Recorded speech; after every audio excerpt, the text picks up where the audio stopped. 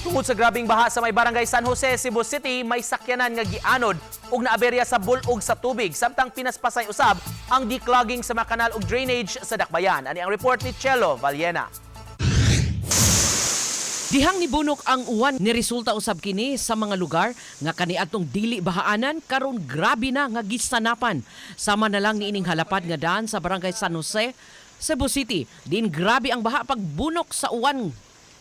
Sa video nga kuha ni Buds Setrok, kanang multicab nga nidusmo sa nagpadaplin lang unta nga van, nakaparada mga 10 ngadto sa 15 metros ang gilayon apan naanod sa baha. Samtang adunay laing sakyanan nga nisuway gyud unta pag-irog apan napagngan gyud sa makina sa tunga-tunga sa bulog sa tubig. Niadtong Lunes ang parking area sa usa ka mall daw na susama sa pool ug ang mga sakyanan mura na sabgani og nanglutaw sa kataas sa tubig. Natumbok sa mga tinugyanan sa Department of Engineering and Public Works o DEPW ang tinuddan sa bulog sa tubig. Nunot niini ilang gipahimuslan ang pag-init sa panahon, ang agianan sa tubig nga natabunan na sa yuta gipang bakbak. Pinaspasay ang paglimpyo nila sa gutter nga mauunta ang subayan sa tubig nga kabahin sa drainage system.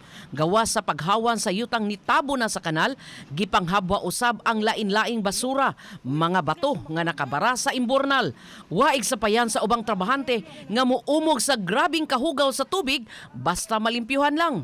Samtang kining laing personnel sa gubat sa baha sa Cebu City nga nangunay usab pag-ugkat sa mga basura ug ubang nakabara adunay panawagan. Dapat unta kung naay mga magtukod og mga structure good tan-awon nila og ang ilahang drainage okay pa ba, dagko ba, di na to mahibaw-an ang kinaiyahan mo mangita sa agianan sa una nga sapa.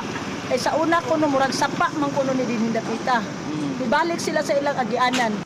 Ubani Clans Gabutin, Chalo Valiena, GMA Regional TV Live.